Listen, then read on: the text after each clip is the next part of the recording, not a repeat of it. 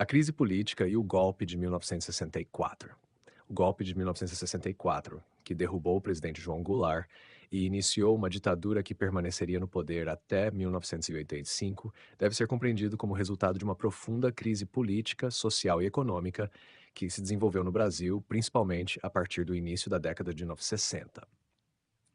Embora a deposição de Goulart tenha ocorrido rapidamente, entre 31 de março e os primeiros dias de abril de 1964, suas causas foram construídas ao longo de vários anos e envolveram conflitos sobre os rumos da modernização brasileira, disputas entre diferentes grupos sociais e políticos e o contexto internacional da Guerra Fria. Por isso, o golpe não pode ser explicado por um único acontecimento, nem exclusivamente pela atuação das Forças Armadas. A crise ganhou intensidade com a renúncia inesperada de Jânio Quadros, em agosto de 1961. Pela Constituição, seu vice-presidente João Goulart deveria assumir a presidência. Entretanto, setores das Forças Armadas e grupos políticos conservadores procuraram impedir sua posse, considerando Goulart excessivamente próximo dos sindicatos, dos movimentos trabalhistas e da esquerda.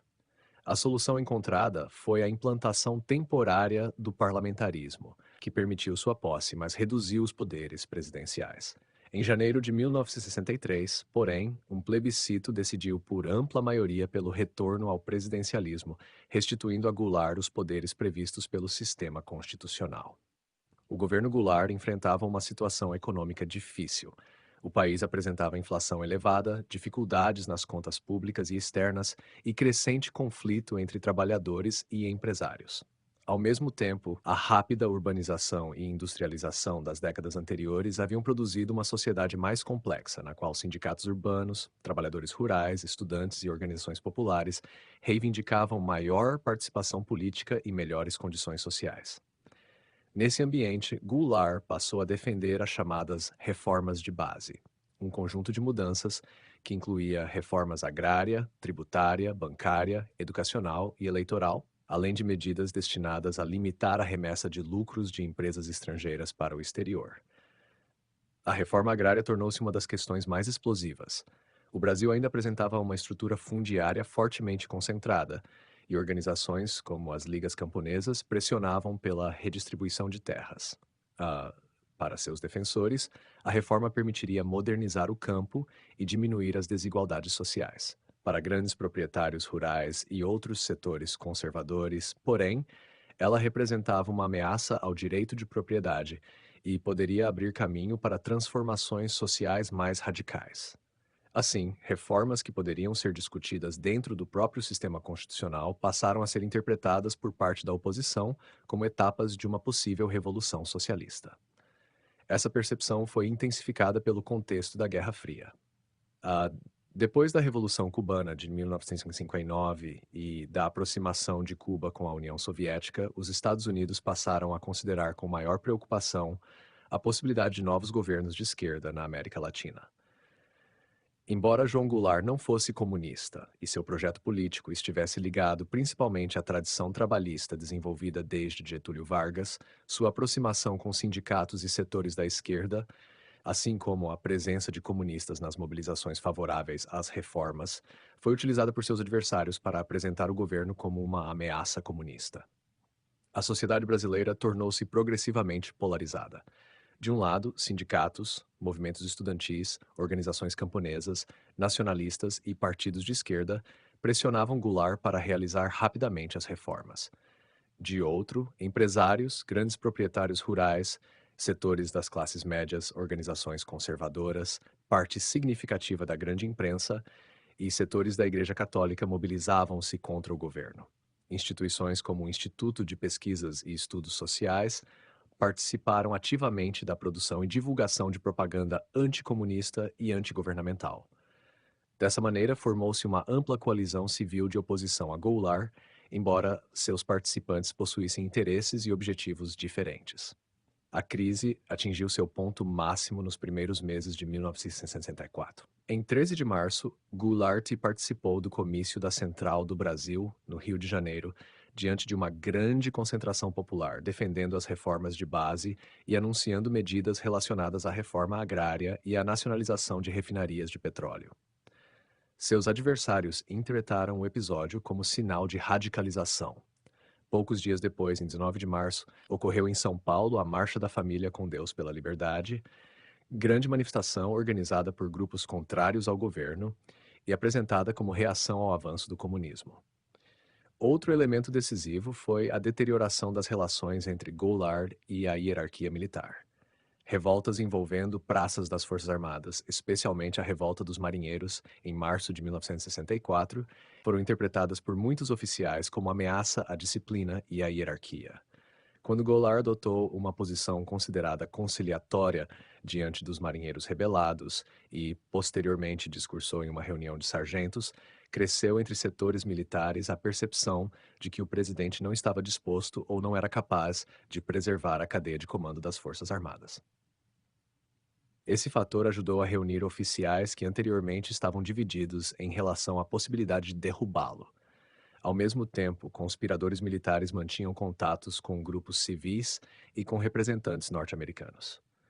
O governo dos Estados Unidos acompanhou a crise brasileira e apoiou politicamente os setores contrários a Goulart. Durante a movimentação militar, Washington preparou a chamada Operação Brother Sam, que previa apoio logístico ao movimento golpista, caso surgisse resistência prolongada. Esse apoio acabou não sendo necessário, pois o governo Goulart desmoronou rapidamente. A participação norte-americana, portanto, foi relevante para o contexto e para o respaldo externo ao golpe, mas não elimina o papel fundamental desempenhado pelos próprios atores políticos, econômicos e militares brasileiros. Em 31 de março de 1964, tropas comandadas pelo general Olímpio Mourão Filho partiram de Minas Gerais em direção ao Rio de Janeiro. Outros comandos militares aderiram progressivamente ao movimento. Goulart decidiu não organizar uma resistência armada de grandes proporções, provavelmente temendo uma guerra civil, e deslocou-se inicialmente para Brasília e depois para o Rio Grande do Sul. Apesar de ainda se encontrar em território brasileiro, o presidente do Senado, Auro de Moura Andrade, declarou vaga a presidência da República na madrugada de 2 de abril. Pouco depois, Goulart seguiu para o exílio no Uruguai. A deposição contou, portanto, com uma combinação de ação militar e sustentação civil, razão pela qual parte importante da historiografia emprega a expressão golpe civil-militar de 1964 para destacar a participação de empresários, políticos, proprietários rurais, organizações conservadoras, setores da imprensa e parcelas das classes médias ao lado das Forças Armadas.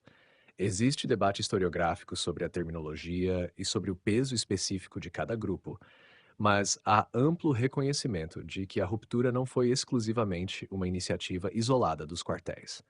Também é importante distinguir o golpe de 1964 da posterior consolidação da ditadura militar. Alguns dos civis que apoiaram a deposição de Goulart imaginavam que os militares permaneceriam no poder apenas temporariamente, reorganizariam o sistema político e promoveriam novas eleições. Isso não ocorreu. O general Humberto Castelo Branco assumiu a presidência e sucessivos atos institucionais começaram a restringir direitos políticos, cassar mandatos e enfraquecer as instituições democráticas. Nos anos seguintes, o regime tornou-se progressivamente mais autoritário, especialmente depois do AI-5, em 1968. Assim, o golpe de 1964 resultou da convergência de diversos processos: crise econômica, conflitos sociais, radicalização política, oposição às reformas de base, anticomunismo, mobilização de setores civis, ruptura da disciplina militar e influência do ambiente internacional da Guerra Fria. A intervenção das Forças Armadas encerrou uma experiência democrática iniciada em 1946 e inaugurou um regime autoritário que duraria 21 anos. Compreender esse processo exige perceber que a democracia brasileira não foi destruída de maneira repentina e isolada, mas em meio a uma crescente incapacidade dos diferentes grupos políticos de resolver seus conflitos dentro das instituições constitucionais, culminando na ruptura da ordem democrática em 1964.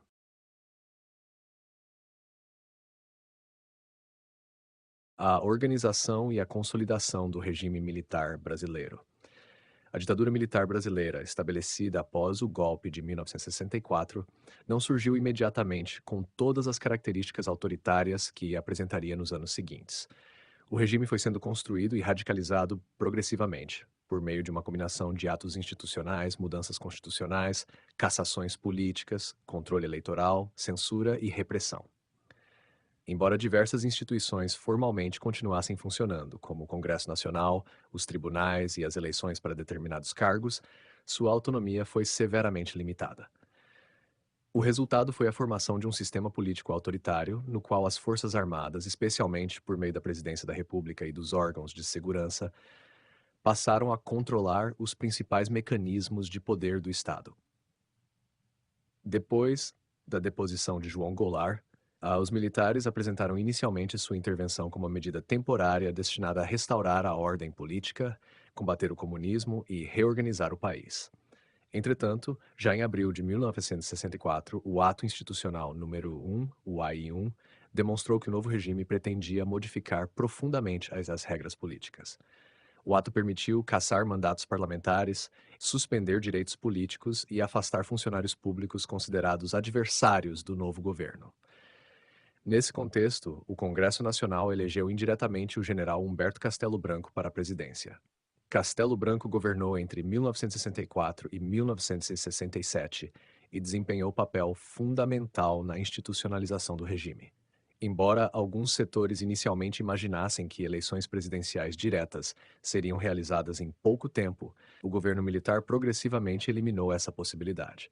Em 1965, depois de candidatos oposicionistas vencerem importantes eleições estaduais, foi decretado o AI-2, que extinguiu os partidos políticos existentes, estabeleceu definitivamente a eleição indireta para presidente e ampliou os poderes do executivo.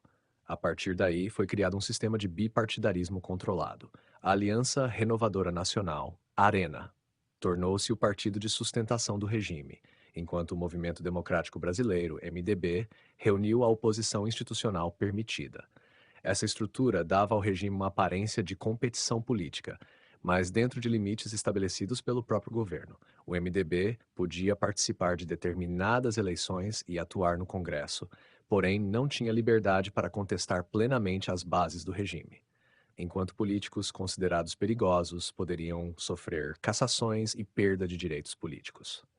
Outros atos institucionais aprofundaram o controle político. O AI-3 de 1966 determinou eleições indiretas também para governadores estaduais, enquanto os prefeitos de determinadas cidades consideradas estratégicas passaram a ser escolhidos indiretamente. Dessa forma, o governo federal ampliava sua influência sobre estados e municípios e diminuía a possibilidade de a oposição conquistar posições importantes por meio do voto popular. Essa nova ordem autoritária recebeu uma estrutura jurídica mais sistemática com a Constituição de 1967. Embora formalmente fosse uma Constituição, ela incorporava grande parte das transformações impostas pelos atos institucionais e fortalecia significativamente o Poder Executivo. A presidência ganhou amplos instrumentos de intervenção política e administrativa, enquanto o Congresso teve sua capacidade de ação reduzida. Assim, uma característica importante da ditadura brasileira foi justamente a tentativa de combinar autoritarismo com uma aparência de legalidade institucional. O regime não aboliu completamente as instituições anteriores, mas as subordinou a novas regras determinadas pelo poder militar. Em 1967, Castelo Branco foi sucedido pelo general Arthur da Costa e Silva. Nesse período, cresceram as manifestações de oposição. O movimento estudantil ganhou força, trabalhadores realizaram greves, artistas e intelectuais criticaram o governo e setores políticos passaram a exigir a restauração das liberdades democráticas. Em 1968, manifestações como a Passeata dos 100 Mil, realizada no Rio de Janeiro, revelaram a crescente insatisfação com o regime.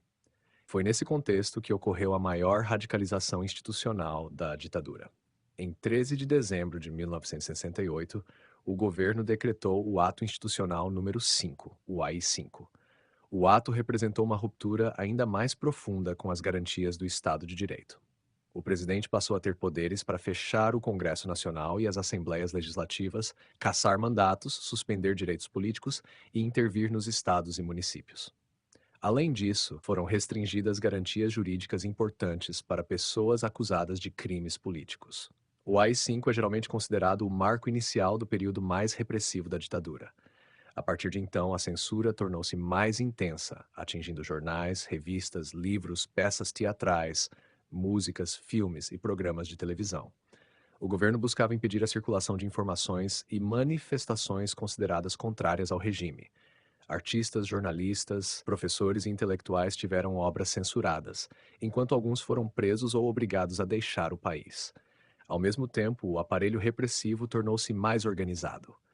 Órgãos de informação e segurança, como o Serviço Nacional de Informações, SNI, e estruturas repressivas posteriormente associadas aos DOI-CODE, passaram a desempenhar papel central no combate aos opositores.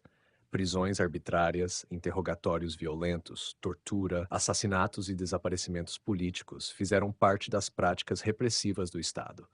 A justificativa oficial era o combate à chamada subversão e às organizações revolucionárias, algumas das quais haviam optado pela luta armada contra a ditadura.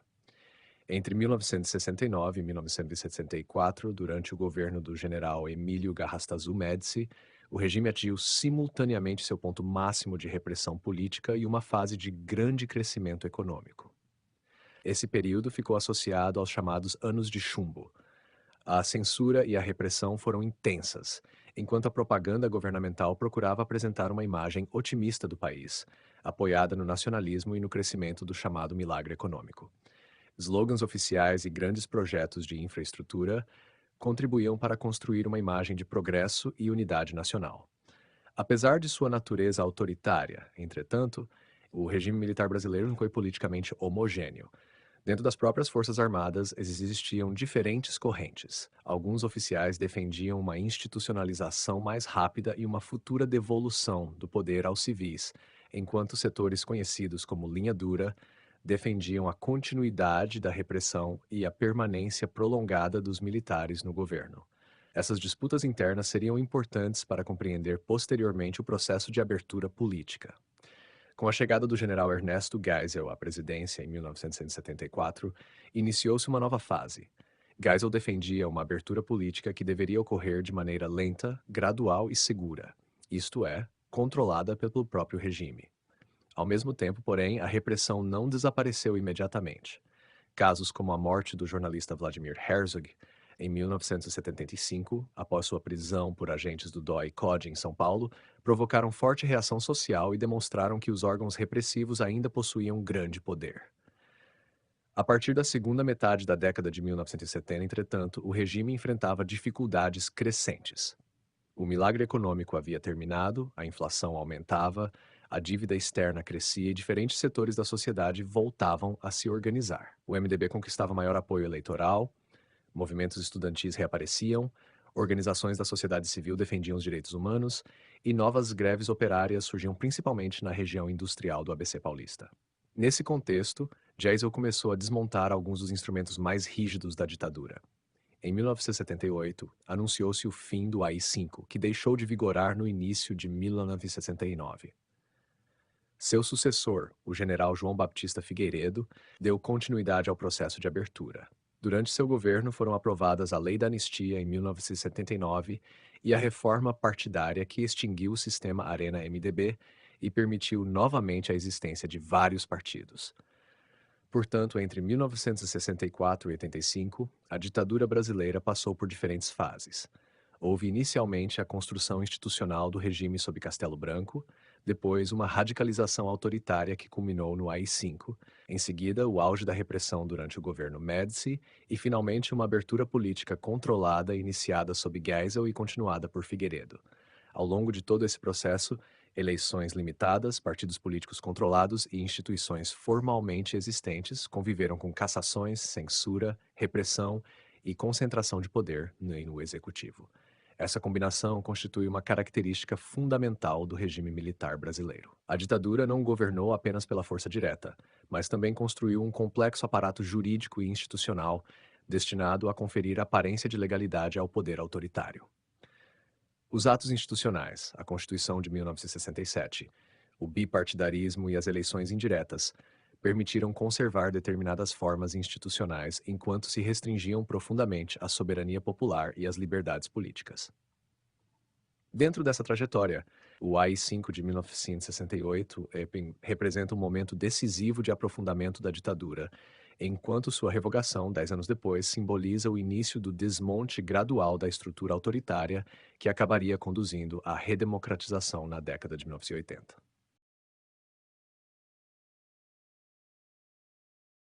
A repressão política e resistência durante a ditadura militar brasileira. A ditadura militar brasileira, estabelecida em 1964, não se sustentou apenas por meio de mudanças institucionais, eleições controladas e concentração de poderes no executivo. O regime também desenvolveu um amplo sistema de vigilância e repressão destinado a identificar, controlar e eliminar formas de oposição consideradas ameaças à chamada segurança nacional. Ao mesmo tempo, a sociedade brasileira produziu diferentes formas de resistência, que variaram desde manifestações estudantis, greves e atuação parlamentar, até produção cultural de oposição, defesa dos direitos humanos e luta armada. Compreender a relação entre repressão e resistência é, portanto, essencial para entender tanto o período mais autoritário da ditadura, quanto o processo que posteriormente contribuiria para seu enfraquecimento. A repressão começou imediatamente após o golpe de 1964. Políticos tiveram seus mandatos cassados, funcionários públicos foram afastados, sindicatos sofreram intervenções e milhares de pessoas foram investigadas, presas ou submetidas a inquéritos. O regime justificava essas medidas por meio da doutrina de segurança nacional, segundo a qual o país enfrentava uma espécie de guerra interna contra inimigos que poderiam atuar dentro da própria sociedade. No contexto da Guerra Fria, o comunismo era apresentado como a principal ameaça, mas a definição de subversão tornou-se suficientemente ampla para alcançar sindicalistas, estudantes, professores, jornalistas, artistas, religiosos e opositores políticos de diferentes orientações. Um dos principais instrumentos de controle foi o Serviço Nacional de Informações, o SNI, criado em 1964. Sua função era reunir e analisar informações consideradas relevantes para a segurança do regime. Ao redor dele, desenvolveu-se uma extensa rede de órgãos de inteligência vinculados às Forças Armadas, às polícias e à administração pública. Universidades, sindicatos, empresas, instituições culturais e repartições públicas podiam ser acompanhados por esses mecanismos de vigilância. A repressão tornou-se especialmente intensa depois do AI-5, decretado em dezembro de 1968. A suspensão de importantes garantias políticas e jurídicas ampliou enormemente a capacidade do Estado de perseguir seus adversários. Prisões arbitrárias tornaram-se mais frequentes. A censura foi intensificada e organizações oposicionistas passaram a atuar cada vez mais na clandestinidade. O período compreendido principalmente entre o final da década de 1960 e o começo da década de 1970 ficaria conhecido como a fase dos anos de chumbo. Nesse contexto, ganhou importância o aparato formado pelos DOI-CODE, além de instituições policiais como os DOPS estaduais. Esses organismos realizavam investigações, prisões e interrogatórios de pessoas consideradas envolvidas com atividades de oposição. A tortura foi utilizada sistematicamente por agentes do Estado como método de obtenção de informações, intimidação e destruição das organizações clandestinas. Houve também assassinatos e desaparecimentos forçados. Durante muitos anos, o próprio regime procurou ocultar determinadas mortes, apresentando algumas delas como suicídios, acidentes ou resultados de confrontos. A repressão também alcançou o campo da informação e da cultura. A censura atingiu jornais, revistas, livros, músicas, filmes, peças teatrais e programas de televisão. Notícias consideradas inconvenientes poderiam ser proibidas, enquanto obras artísticas eram cortadas ou impedidas de circular. Compositores como Chico Buarque, Caetano Veloso e Gilberto Gil, entre muitos outros artistas, enfrentaram diferentes formas de censura e pressão. Alguns intelectuais e artistas partiram para o exílio, voluntariamente ou em consequência direta da perseguição política. Entretanto, a oposição à ditadura assumiu formas muito diversas. Nos primeiros anos após 1964, parte importante da resistência continuou atuando pelas vias políticas e institucionais ainda existentes. O MDB, partido de oposição permitido pelo regime, tornou-se progressivamente um espaço de contestação parlamentar. Apesar das limitações impostas pelo sistema político, suas vitórias eleitorais, sobretudo a partir da década de 1970, demonstraram o crescimento do descontentamento de parcelas da sociedade com o governo militar. O movimento estudantil desempenhou papel particularmente importante durante a década de 1960. Universidades tornaram-se centros de mobilização contra a ditadura e a União Nacional dos Estudantes, a UNE, mesmo colocada na ilegalidade, continuou atuando clandestinamente. Em 1968, a morte do estudante Edson Luiz de Lima Souto, durante uma ação policial no Rio de Janeiro, provocou grande comoção. As manifestações culminaram na Passeata dos 100 Mil, realizada em junho daquele ano, que reuniu estudantes, intelectuais, artistas, religiosos e outros setores sociais em uma das maiores demonstrações públicas contra o regime naquele momento. O movimento operário também apresentou formas de resistência. Em 1968, ocorreram importantes greves em Contagem, Minas Gerais, e Osasco, São Paulo. Posteriormente, durante a segunda metade da década de 1970, um novo movimento sindical ganhou força, especialmente no ABC paulista. As grandes greves de trabalhadores metalúrgicos entre 1968 e 1980 desafiaram tanto a política salarial quanto o controle governamental sobre os sindicatos e contribuíram para a reorganização política da sociedade civil durante a abertura. Uma parcela da oposição, entretanto, concluiu que as possibilidades de transformação pacífica haviam sido eliminadas pela ditadura e optou pela luta armada. Diversas organizações clandestinas surgiram ou se reorganizaram, entre elas a Ação Libertadora Nacional, a ALN, o Movimento Revolucionário 8 de Outubro, o MR8, e a Vanguarda Popular Revolucionária, a VPR. Esses grupos realizaram assaltos a bancos para financiar suas atividades, ações armadas e sequestros de diplomatas estrangeiros, com o objetivo de obter a libertação de presos políticos e divulgar internacionalmente a existência da repressão brasileira.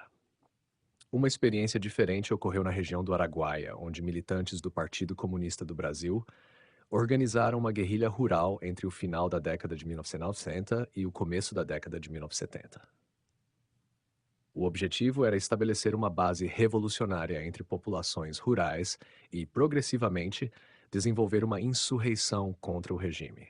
As Forças Armadas realizaram sucessivas operações na região e destruíram a guerrilha durante a primeira metade da década de 1970. Muitos de seus participantes foram mortos e diversos permaneceram oficialmente desaparecidos.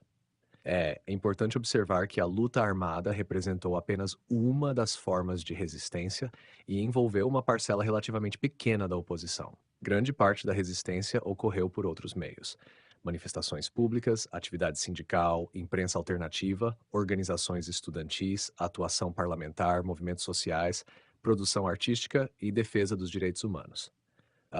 Essa diversidade tornou-se ainda mais importante quando as organizações guerrilheiras foram praticamente destruídas pelo aparato repressivo no começo da década de 1970. Setores da Igreja Católica também tiveram um papel significativo. Embora parte do clero tivesse apoiado inicialmente a derrubada de João Goulart, setores importantes da Igreja passaram posteriormente a denunciar violações dos direitos humanos. Religiosos ligados a perspectivas progressistas e algumas lideranças episcopais ofereceram apoio a perseguidos políticos, denunciaram a tortura e defenderam presos e suas famílias. A atuação de figuras como Dom Paulo Evaristo Arns, cardeal arcebispo de São Paulo, tornou-se particularmente importante nesse processo. Um acontecimento decisivo ocorreu em 1975, quando o jornalista Vladimir Herzog morreu depois de comparecer às instalações do DOI-CODE em São Paulo. As autoridades afirmaram inicialmente que ele havia cometido suicídio, versão amplamente contestada. Sua morte provocou grande indignação. Um ato ecumênico realizado na Catedral da Sé reuniu milhares de pessoas e tornou-se um marco simbólico da crescente mobilização contra a repressão. No ano seguinte, a morte do operário Manuel Fiel Filho, também sob custódia de agentes do Estado, aumentou ainda mais a pressão sobre o governo. Esses acontecimentos ocorreram justamente quando o presidente Ernesto Geisel, que governou de 1974 a 1969, procurava conduzir uma abertura política controlada.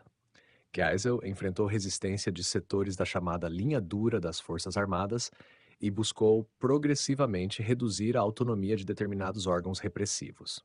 Ao mesmo tempo, a sociedade civil ampliava sua capacidade de mobilização.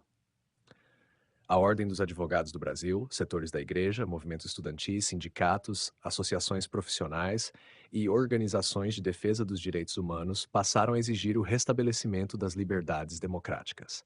Dessa maneira, A resistência à ditadura mudou de características ao longo do tempo. Na segunda metade da década de 1960, destacaram-se manifestações estudantis, greves e, posteriormente, organizações de luta armada. Depois da destruição da maior parte dessas organizações durante os anos de maior repressão, novas formas de mobilização cresceram gradualmente. Na segunda metade da década de 1970 e no início da década de 1980, greves operárias, movimentos sociais, organizações civis e campanhas políticas passaram a mobilizar parcelas cada vez maiores da população. A relação entre repressão e resistência ajuda, portanto, a compreender a trajetória da própria ditadura. O Estado autoritário conseguiu derrotar militarmente as organizações guerrilheiras, controlar temporariamente grande parte das manifestações públicas e impor severas limitações às liberdades políticas. Entretanto, não conseguiu eliminar a oposição social e política. À medida que a crise econômica se aprofundava e a repressão perdia legitimidade, diferentes movimentos anteriormente dispersos passaram a convergir em torno de reivindicações comuns, como anistia, liberdade partidária, direitos humanos e eleições democráticas. Essa reorganização da sociedade civil seria fundamental para o processo de abertura e, posteriormente, para a grande mobilização das diretas já, fazendo da resistência à ditadura um dos elementos centrais da reconstrução democrática brasileira.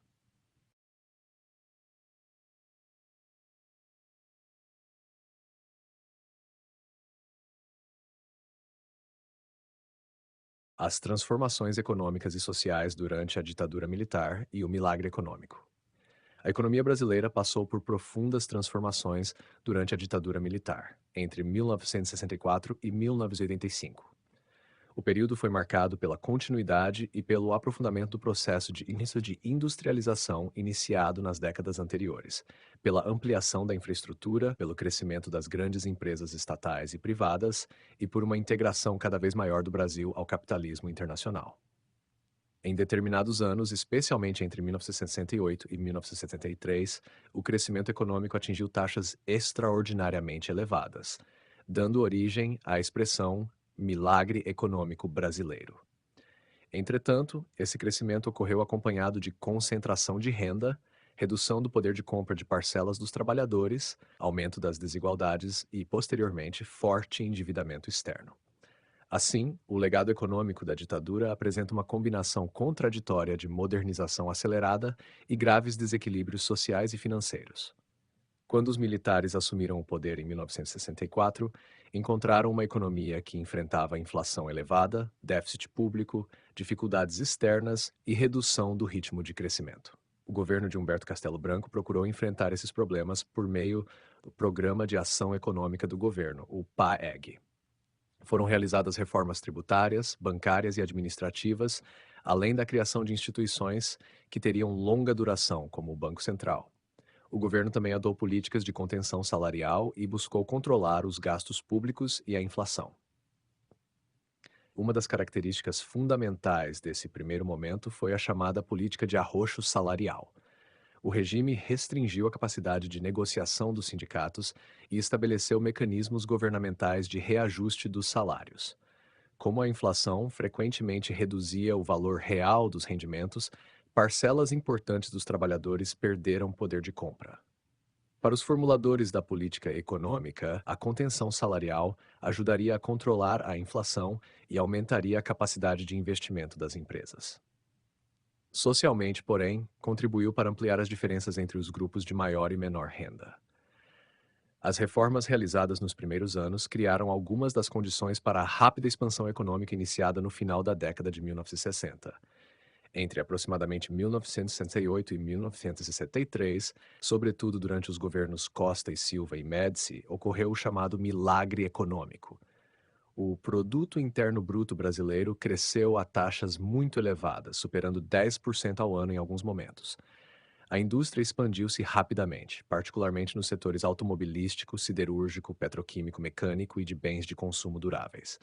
O modelo combinava forte atuação do Estado, participação das empresas privadas brasileiras e presença crescente do capital estrangeiro. Essa combinação é algumas vezes descrita como um tripé econômico. Empresas estatais concentravam-se principalmente nos setores de infraestrutura e indústria de base, Empresas privadas nacionais atuavam em numerosos setores produtivos e grandes multinacionais participavam especialmente das indústrias tecnologicamente mais avançadas e de bens de consumo duráveis. Portanto, apesar do discurso político fortemente nacionalista do regime, a economia brasileira manteve relações estreitas com empresas e instituições financeiras internacionais. O Estado assumiu papel decisivo nesse processo. Grandes investimentos foram realizados em energia, transportes, telecomunicações, mineração e indústria pesada. Empresas estatais como Petrobras, Eletrobras, Companhia Vale do Rio Doce e Companhia Siderúrgica Nacional desempenharam funções estratégicas. Ao mesmo tempo, o governo promoveu grandes obras de infraestrutura, como a Ponte Rio-Niterói, a rodovia Transamazônica e, posteriormente, a usina hidrelétrica de Itaipu. Essas obras eram apresentadas pela propaganda oficial como símbolos da transformação do Brasil em uma potência moderna. O milagre econômico também esteve relacionado a profundas mudanças sociais. A industrialização acelerada intensificou a urbanização. Milhões de brasileiros deixaram áreas rurais e migraram para cidades, particularmente para grandes centros industriais como São Paulo e Rio de Janeiro. A mecanização agrícola, a concentração fundiária e a expansão de grandes propriedades contribuíram para o êxodo rural. Em poucas décadas, o Brasil transformou-se definitivamente de uma sociedade predominantemente rural em uma sociedade majoritariamente urbana. Nas cidades, cresceram as classes médias, ligadas às atividades administrativas, técnicas e profissionais.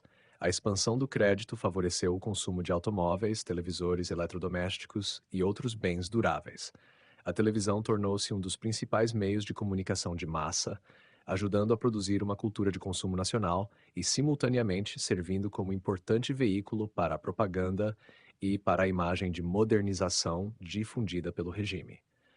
Entretanto, os benefícios do crescimento foram distribuídos de maneira muito desigual.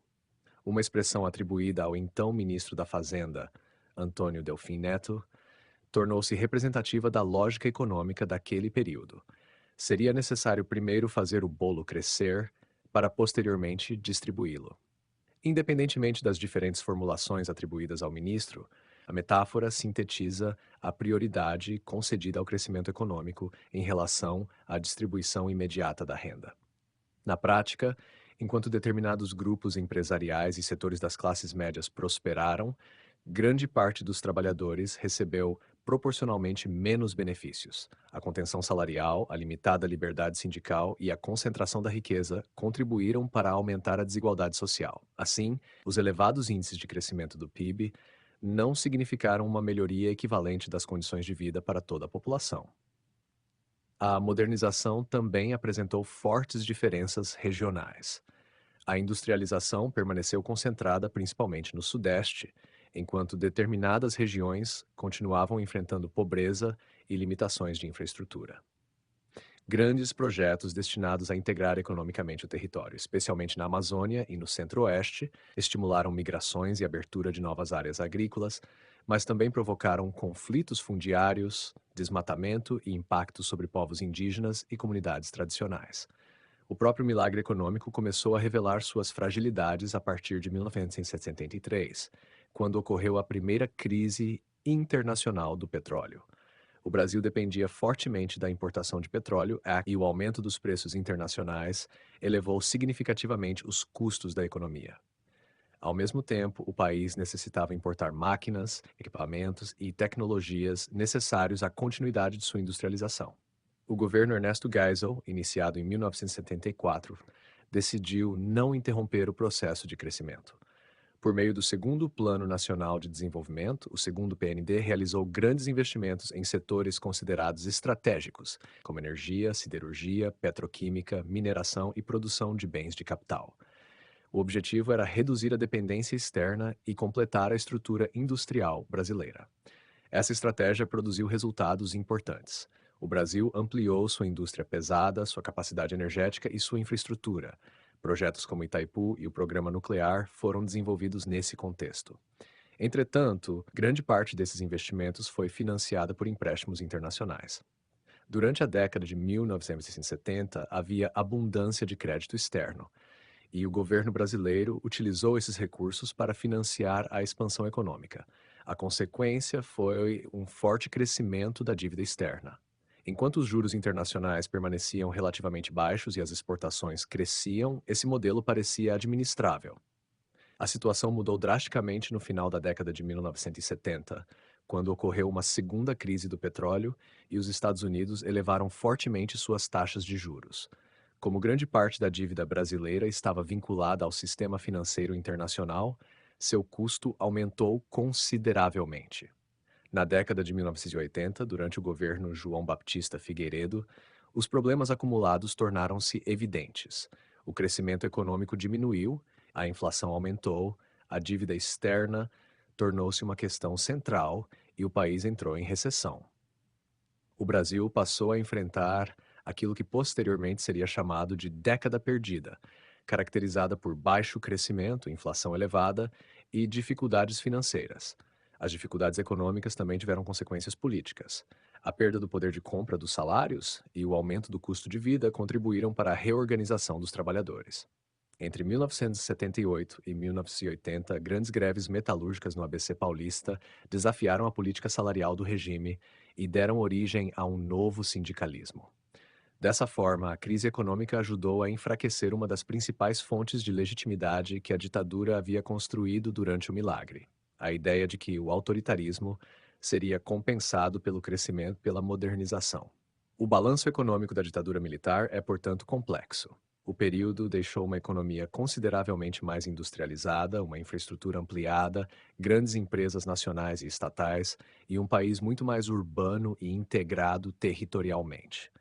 O Brasil de 1985 possuía uma estrutura industrial muito mais diversificada do que a existente em 1964. Entretanto, essa modernização teve custos elevados. O crescimento ocorreu acompanhado por concentração de renda, desigualdade social, repressão aos sindicatos, expansão desordenada das grandes cidades e crescente endividamento externo. Ao final do regime, o país possuía uma economia industrial mais desenvolvida, mas enfrentava inflação elevada, dívida externa e sérios problemas sociais. Essa contradição constitui uma das características fundamentais do período. A ditadura promoveu uma rápida modernização econômica, mas não realizou uma distribuição equivalente dos benefícios dessa transformação. A crise desse modelo, a partir da segunda metade da década de 1970, acabaria contribuindo também para o desgaste político do regime e para o fortalecimento dos movimentos que reivindicavam a redemocratização do Brasil.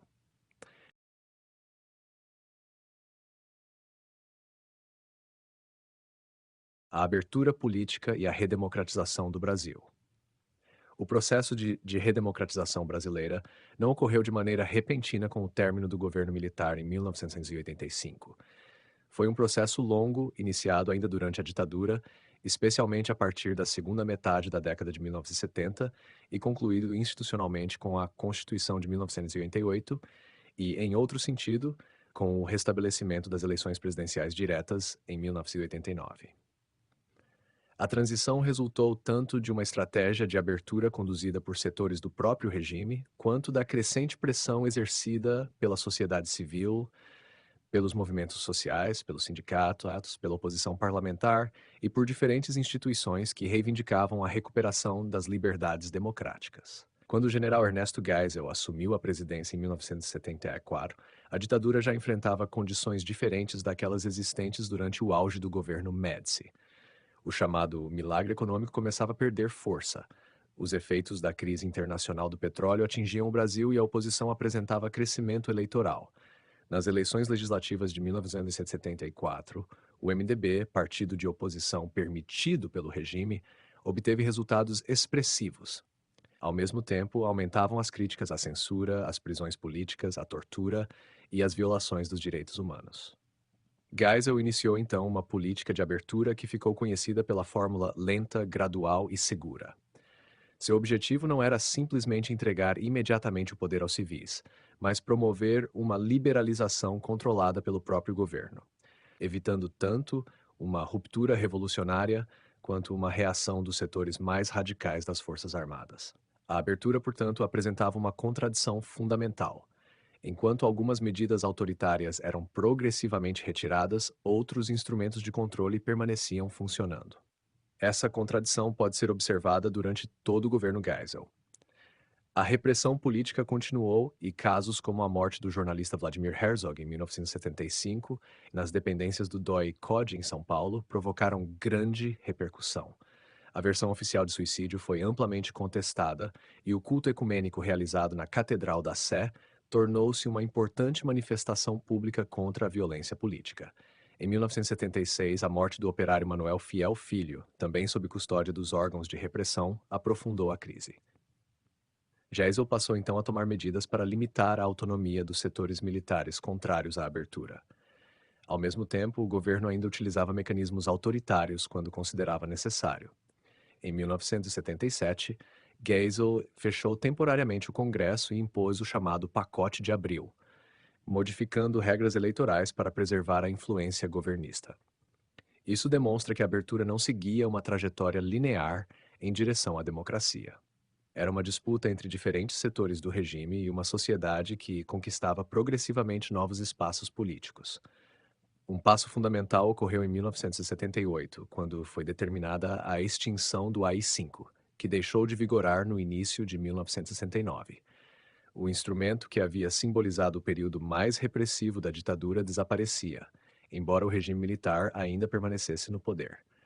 Naquele momento, porém, a sociedade brasileira já apresentava uma mobilização política crescente. Essa transformação ficou particularmente evidente com o ressurgimento do movimento sindical. A partir de 1978, grandes greves de trabalhadores ocorreram principalmente no ABC paulista. Os metalúrgicos reivindicavam melhores salários e maior autonomia sindical, mas suas mobilizações acabaram assumindo também significado político. O chamado novo sindicalismo contribuiu para o surgimento de novas lideranças e organizações que teriam grande importância na democracia brasileira posterior. Outros setores da sociedade civil também se reorganizaram. O movimento estudantil recuperou capacidade de mobilização. Organizações feministas, movimentos negros, associações de moradores e movimentos ligados às comunidades eclesiais passaram a reivindicar direitos. A Ordem dos Advogados do Brasil, setores da Igreja Católica, jornalistas, intelectuais e entidades de defesa dos direitos humanos aumentaram a pressão pelo restabelecimento das garantias democráticas.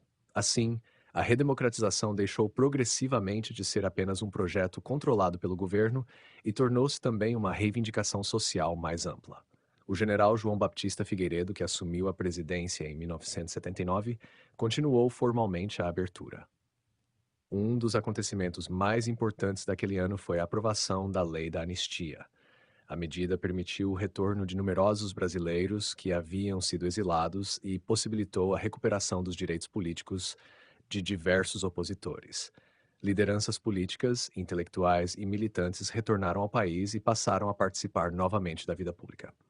A Lei da Anistia, entretanto, tornou-se posteriormente objeto de intenso debate. Embora tenha sido fundamental para permitir o retorno dos exilados e a libertação ou regularização da situação de perseguidos políticos, sua interpretação também alcançou agentes do Estado responsáveis por crimes praticados durante a repressão. Por isso, a questão da responsabilização por torturas, assassinatos e desaparecimentos continuaria sendo discutida durante a democracia. Outra transformação fundamental ocorreu em 1979 com o fim do bipartidarismo. O sistema baseado em Arena e MDB foi substituído pelo pluripartidarismo. Surgiram ou reorganizaram-se diferentes partidos. A antiga Arena deu origem ao PDS, enquanto grande parte do MDB passou a integrar o PMDB. Também apareceram ou retornaram partidos como PT, PDT e PTB, refletindo a crescente diversidade política da sociedade brasileira. A abertura enfrentou, entretanto, resistência de setores da extrema-direita ligados ao aparelho repressivo. Atentados foram realizados contra instituições e personalidades relacionadas à oposição. Um dos episódios mais conhecidos ocorreu em 1981, no Rio Centro, no Rio de Janeiro. Uma bomba explodiu dentro de um automóvel ocupado por militares durante um evento musical relacionado às comemorações do Dia do Trabalho. O episódio revelou a atuação de setores interessados em criar um ambiente de instabilidade que pudesse justificar a interrupção da abertura política. O fracasso da ação contribuiu para enfraquecer politicamente os grupos contrários à liberalização. Paralelamente, a situação econômica deteriorava-se. O Brasil enfrentava crescimento da dívida externa, inflação elevada, desemprego e redução do poder de compra dos salários. A crise econômica enfraqueceu ainda mais a legitimidade do regime. A promessa de desenvolvimento que havia sustentado parte do apoio à ditadura durante o milagre econômico já não correspondia à experiência cotidiana de grande parte da população. Em 1982, ocorreram eleições diretas para governadores, representando um passo importante na recuperação das instituições democráticas. A oposição conquistou governos estaduais relevantes, fortalecendo sua capacidade de mobilização. Pouco depois, surgiu uma das maiores campanhas populares da história brasileira, as diretas já. Entre 1983 e 1984, milhões de brasileiros participaram de manifestações defendendo a aprovação da emenda Dante de Oliveira, que restabeleceria eleições diretas para presidente da República. Grandes comícios foram realizados em cidades como São Paulo, Rio de Janeiro e outras capitais, reunindo partidos políticos, sindicatos, movimentos sociais, artistas, intelectuais e cidadãos de diferentes orientações políticas. As diretas já demonstraram que a reivindicação democrática havia adquirido uma dimensão de massas. Apesar da enorme mobilização, a emenda Dante de Oliveira não obteve no Congresso Nacional, em abril de 1984, o número de votos necessário para sua aprovação. Dessa maneira, o sucessor de Figueiredo ainda seria escolhido indiretamente pelo Colégio Eleitoral. A derrota parlamentar das diretas já, contudo, não significou a derrota política do movimento. A mobilização enfraqueceu ainda mais o regime e consolidou socialmente a demanda pelo retorno da democracia. A própria base política governista entrou em crise. Uma parcela do PDS rompeu com o candidato oficial, Paulo Maluf, e aproximou-se da oposição. Formou-se então a Aliança Democrática, a que apresentou Tancredo Neves como candidato à presidência e José Sarney como candidato à vice-presidência. Em janeiro de 1985, Tancredo derrotou Maluf no colégio eleitoral. A eleição de Tancredo Neves possuía enorme significado simbólico. Pela primeira vez desde 1964, um civil havia sido escolhido para assumir a presidência. Entretanto, Tancredo adoeceu gravemente antes da posse e morreu em abril de 1985. José Sarney assumiu definitivamente a presidência. Apesar de sua trajetória anterior ligada à sustentação política do regime militar, seu governo representou o início da chamada Nova República e a transferência formal do poder presidencial para um governo civil. O passo decisivo seguinte foi a elaboração de uma nova Constituição. Em 1987, reuniu-se a Assembleia Nacional Constituinte, presidida por Ulisses Guimarães. Durante seus trabalhos, diferentes grupos sociais procuraram influenciar o texto constitucional, apresentando reivindicações relacionadas aos direitos políticos, trabalhistas e sociais, às liberdades individuais e à organização democrática do Estado. Em 5 de outubro de 1988 foi promulgada a nova Constituição Brasileira, frequentemente denominada Constituição Cidadã. Ela restabeleceu e ampliou direitos fundamentais, garantiu liberdade de expressão e associação, fortaleceu mecanismos democráticos, reconheceu numerosos direitos sociais e consolidou eleições periódicas. Também estabeleceu bases institucionais fundamentais para áreas como saúde, educação e seguridade social. A Constituição de 88 possui, portanto, mais significado central para a redemocratização, porque substituiu definitivamente a ordem constitucional herdada da ditadura por uma estrutura baseada na soberania popular e no Estado democrático de direito. No ano seguinte, em 1989, os brasileiros participaram da primeira eleição direta para presidente desde 1960, completando uma das etapas fundamentais da recuperação da democracia representativa. A redemocratização brasileira foi, assim, resultado de dois movimentos simultâneos. De um lado, setores do regime procuraram controlar uma abertura gradual que preservasse determinadas estruturas e evitasse uma ruptura abrupta. De outro, a sociedade civil ampliou progressivamente os limites dessa abertura por meio das greves, das campanhas pela anistia, da reorganização partidária, dos movimentos sociais e das diretas já. Por essa razão, a democracia brasileira não foi simplesmente concedida pelos governos militares, nem conquistada em um único acontecimento. Ela resultou de uma transição negociada, gradual e intensamente disputada. Entre a abertura iniciada durante o governo Geisel e a Constituição de 1988, portanto, ocorreu uma transformação profunda da vida política brasileira. O fim do AI-5, a anistia, o pluripartidarismo, as eleições estaduais, as diretas já, a eleição de Tancredo Neves, o governo Sarney e a Constituinte representam diferentes etapas de um mesmo processo. A Constituição de 1988 tornou-se seu principal marco institucional, porque transformou as reivindicações acumuladas durante anos de resistência em direitos e garantias constitucionais. Dessa maneira, a redemocratização encerrou o ciclo político iniciado pelo golpe de 1964 e estabeleceu as bases da ordem democrática brasileira contemporânea.